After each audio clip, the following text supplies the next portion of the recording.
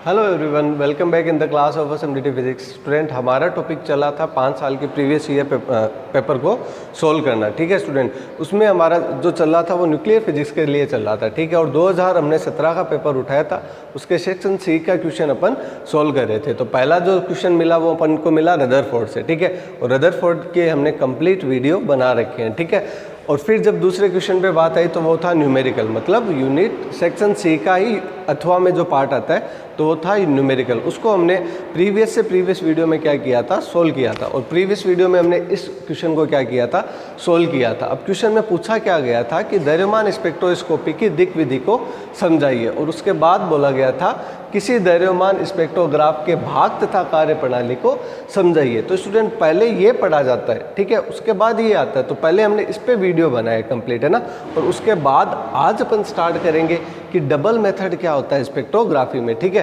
पर स्टूडेंट इसको ध्यान से आप एनालिसिस करोगे तो आपको पता चलेगा कि 2013 में क्वेश्चन पूछा गया है एक बड़ा, जिसमें क्वेश्चन में क्या पूछा गया है कि द्रव्यमान स्पेक्ट्रोस्कोपी की दिक् विधि का संपूर्ण वर्णन कीजिए। ठीक है, मतलब एक कंप्लीट बड़ा क्वेश्चन केवल इस पे पूछा गया था, डबल मेथड पे। ठीक है, तो अब स्टूडेंट ऐसा हो जाए तो अपन क्या करेंगे, तो अपन ऐसे करेंगे कि ये जो डबल मेथड वाला है उसको कंप्लीट पढ़ेंगे। तो कंप्लीट पढ़ेंगे तो 2013 वाला भी सॉल्व हो जाएगा और 2017 वाला भी सॉल्व हो जाएगा। बचेगा क्या, बचेगा कि इन शॉर्ट लिखना है ना।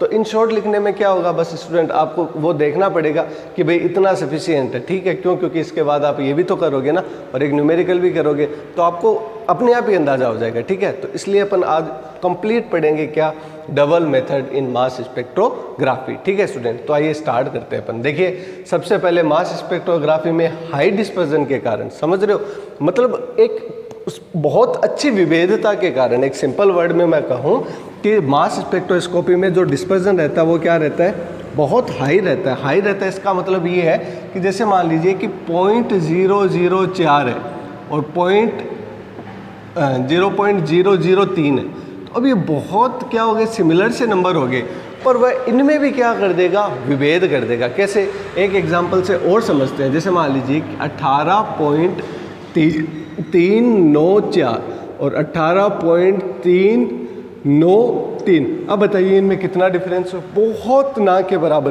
पर हाई डिस्पर्जन के कारण ये इसको भी क्या कर देते हैं, विभेद कर देते हैं। विभेद कर देते हैं इसका मतलब क्या हुआ कि जैसे मान लीजिए कि दो परमाणु है जिनके लिए m/n का मान लगभग समान है। लगभग समान का मतलब समझ रहे हो ना, कंप्लीट समान नहीं है पर लगभग समान है। 18.394 और 18.393, तो लगभग क्या है, समान है। उनके लिए भी अपन को क्या मिल जाएगा, मास में डिफरेंस मिल जाएगा। अर्थात यदि कोई दो पदार्थ जिनके m/n का मान लगभग बराबर हो तो भी आप उनके लिए यथार्थ रूप से, मतलब एग्जैक्ट उसका मास क्या कर सकते हो, फाइंड कर सकते हो। तो देखिए कितनी इंटरेस्टिंग बात है ना, मतलब बहुत ऐसे सिमिलर से है दिखने में, अपन को लगता है कि भाई इनके दोनों के द्रव्यमान समान ही होने चाहिए, पर उनमें भी जो डिफरेंस है वो अपन क्या कर सकते हैं, पैदा कर सकते हैं और डिफरेंस बता सकते हैं। किसके द्वारा, हाई डिस्पर्जन के द्वारा। किसमें, मास स्पेक्ट्रोग्राफ में। आपको मैं बता दूं, मास स्पेक्ट्रोग्राफ एक ऐसा उपकरण होता है जो क्या करता है, किसी भी परमाणु के द्रव्यमान को मापता है। यदि आपको इसमें थोड़ा सा कंफ्यूजन है तो प्लीज़ स्टूडेंट एक बार या प्रीवियस वीडियो को वॉच कीजिए, इसमें मैंने अच्छे से बताया है। उसके बाद अपन आगे चलते हैं। देखिए हम इसके एग्जाम्पल ले, एग्जाम्पल क्या है, N214 प्लस, ठीक है, और C12O16 प्लस। ठीक है, अब ये दोनों है ना, इनके m/e का मान लगभग क्या है, समान है, और है कितना, 28, और है कितना, 28। तो आप इनके भी यदि आप क्या बनाओगे स्पेक्ट्रोग्राफ में, आप जो अभिलेखन पढ़ा था प्रीवियस वीडियो में, ठीक है, तो अभिलेखन आप जब करोगे तो आपको इनके भी स्पष्ट रूप से क्या मिल जाएंगे, अभिलेखन मिल जाएंगे। इसका मतलब क्या हुआ स्टूडेंट, इसका मतलब ये होगा कि इनमें भी अपन स्पष्ट रूप से क्या कर सकते हैं, डिफरेंस कर सकते हैं। पहली बात। दूसरी बात, अब ये जो डिफरेंस है वो होगा कैसे, वो डिफरेंस होगा इन दोनों पट्टियों के बीच की दूरी के। अगेन मैं इस बात को रिपीट करूंगा कि जो आप डिफरेंस ले रहे हो, मतलब आप फोटोग्राफिक प्लेट लेते हो, उस पर आप क्या लिखते हो, अभिलेखन लेते हो। जो अभिलेखन होता है स्टूडेंट, उनमें जो दो पट्टियां बनती है ना, तो उनके बीच की दूरी के क्या होता है स्टूडेंट, बराबर होता है। कौन सी चीज़, द्रव्यमानों का अंतर। जैसे मान लीजिए कि एक ये पट्टी एक ये पट्टी, तो इन दोनों के बीच की जो दूरी है वो क्या बताएगी, द्रव्यमान के अंतर का क्या करवाएगी, आपको माफ करवाएगी स्टूडेंट। ठीक है, अब देखिए स्टूडेंट कुछ और एग्जाम्पल लेते हैं कि ऐसे कौन कौन से एग्जाम्पल है जिनमें लगभग m/n का मान क्या होता है, समान होता है। अब ये मैं इसलिए करवा रहा हूँ स्टूडेंट, क्यों, क्योंकि ये कंप्लीट बड़ा क्वेश्चन पूछा गया है। आपको थोड़े बहुत भी याद रह जाए तो भी बहुत होगा। मैं आपको 2 बार बोल के बताऊंगा स्टूडेंट, एक बार बोर्ड पे भी लिखा है, थोड़ी तो आपको मेहनत करनी पड़ेगी। यदि आप एक बार ही आप इसको लिख लेते हो तो आपको 2-3 भी एग्जाम्पल रहे तो भी आपके लिए फ़ायदा हो जाएगा, ये क्वेश्चन इजी हो जाएगा। ठीक है, मतलब आपको लिखने के लिए मैटर भी मिल जाएगा और उसको आप लेंथी भी लिख सकते हो, क्योंकि ये कंप्लीट आ गया तब तो आपको लिखना ही पड़ेगा। ठीक है, तो देखिए द्रव्यमान दिक् मतलब मास डबलेट। ठीक है, और इस तरफ लिखा मैंने m/e का लगभग मान। तो पहला कौन सा है, C12H41, ये हाइड्रोजन का समस्थानिक है। ठीक है, H41 और क्या हो गया O16। तो इसका जो m/e का मान होता है वो लगभग कितना होता है स्टूडेंट, 16। ठीक है, फिर H21 हाइड्रोजन का समस्थानिक। ठीक है, प्लस, और ये क्या आ जाएगा H2 क्या आ जाएगा, प्लस आ जाएगा, ये भी क्या आ जाएगा हाइड्रोजन के समस्थानिक हो जाएंगे। इनके लिए जो मास का मान रहता है वो कितना रहता है, 2 रहता है। फिर H3 ट्वाइस, ठीक है, और ब्रैकेट पे क्या आ गया प्लस, और दूसरा कौन सा C12 और इस पे आगे डबल प्लस। डबल प्लस का मतलब इसने 2 इलेक्ट्रॉन को क्या किया है, त्यागा है। ठीक है, इसका जो रहता है वो कितना रहता है, लगभग आप m/n का मान ज्ञात करोगे तो कितना आएगा, 6। उसके बाद कितना आएगा, और ऑक्सीजन का 16 और प्लस, और यहाँ पे क्या आ गया S सल्फर 34 क्या आ जाएगा प्लस। इनका कितना रहता है, इनका रहता है 32। ठीक है, इसी प्रकार से आप देखोगे तो C4 12 और SO 32 और 16, इनके लगभग कितना रहता है स्टूडेंट, 48। तो ये लगभग कितने एग्जाम्पल हो गए, 1 2 3 4 5, इनमें से आपको 1-2 भी याद रह जाए तो भी बहुत है। ठीक है स्टूडेंट, अब अपन जो पढ़ेंगे वो मेथड रहेगा कौन सा, डबल विधि के द्वारा अपन द्रव्यमान स्पेक्ट्रोस्कोपी से अपन कैसे मास को फाइंड आउट करते हैं। तो आइए स्टूडेंट अपन स्टार्ट करते हैं फाइंड आउट करना कि अपन डबल जो मेथड है उसके द्वारा अपन कोई भी 2 सिमिलर दिखने वाले जो पदार्थ रहते हैं उनका अपन द्रव्यमान कैसे ज्ञात करेंगे। तो आइए स्टूडेंट स्टार्ट करते हैं। देखो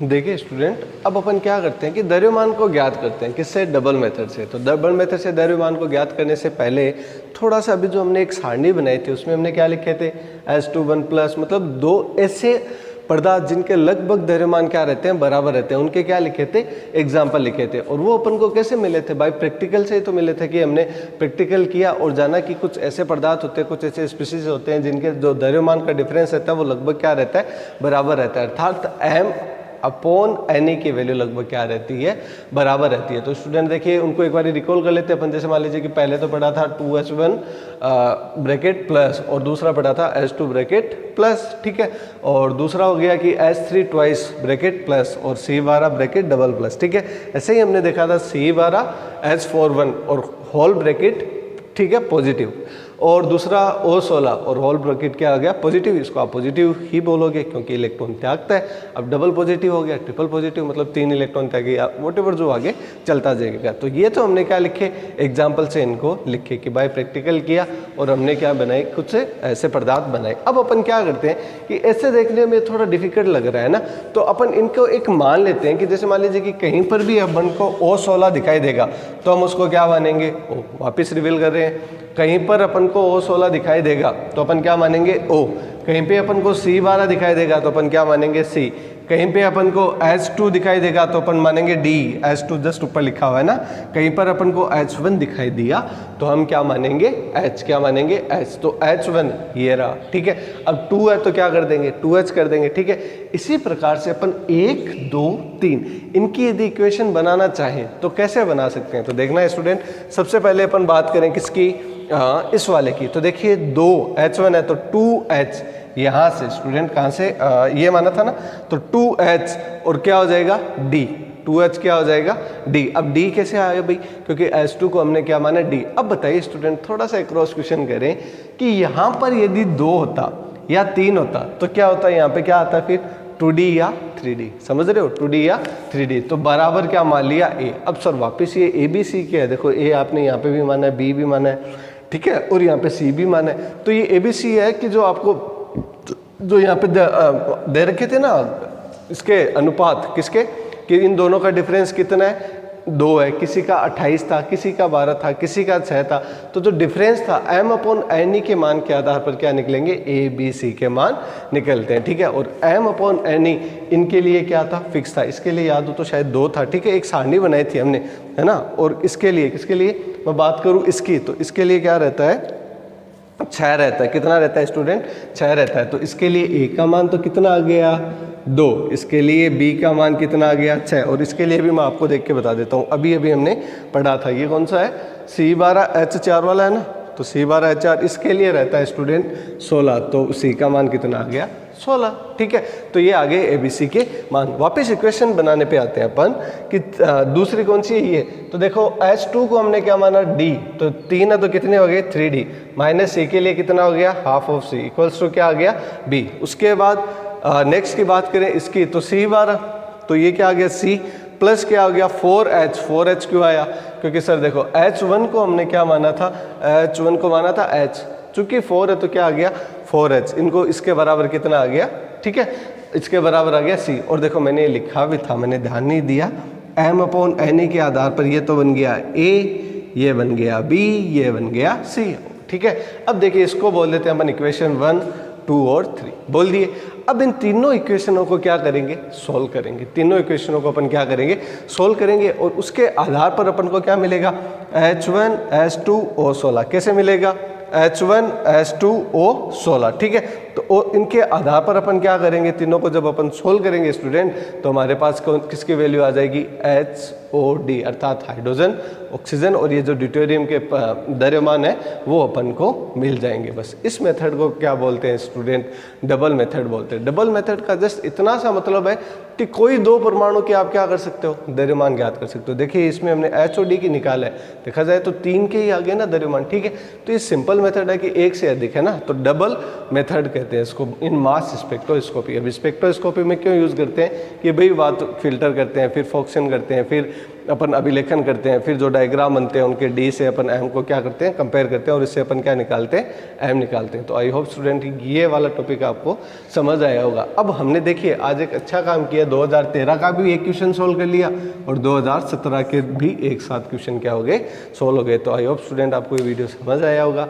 फिर भी यदि आपको इस वीडियो से रिलेटिव कोई भी क्यूरीज, कोई भी डाउट रहता है, तो जो हमारा SMDT का ग्रुप बना हुआ है उस पर आप मैसेज करके पूछ सकते हो, या फिर आप कमेंट सेक्शन में कमेंट करके पूछ सकते हो। Thanks for this video watching, thank you.